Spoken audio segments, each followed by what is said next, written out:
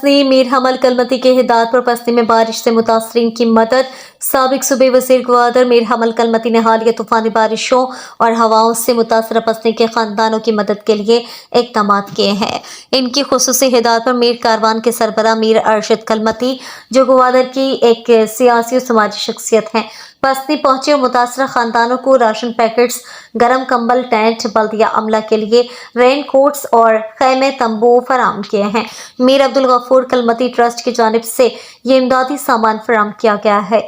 Mir Abdul Ghafoor Kalmati trust के chairman और हरदिल अजीज नौजवान शख्सियत मीर अरशद कलमती ने इस मौके पर चेयरमैन पसनी मीर नूर अहमद और चीफ ऑफिसर मंदोस बलोच को ज़ेर-ए-आब इलाकों के निकासी आब के लिए 4 अदद जनरेटर्स और पाइप भी हवाले किए। चेयरमैन पसनी मीर नूर अहमद कलमती और चीफ ऑफिसर मंदोस बलोच ने हंगामी सूरत-ए-हाल से निपटने में मदद करने पर मीर हमल कलमती और मीर अब्दुल गफूर कलमती ट्रस्ट के चेयरमैन और मीर कारवान के सरबराह मीर अरशद कलमती का शुक्रिया अदा किया। उन्होंने अवाम की मदद के लिए इनके अज़्म की भी तारीफ की।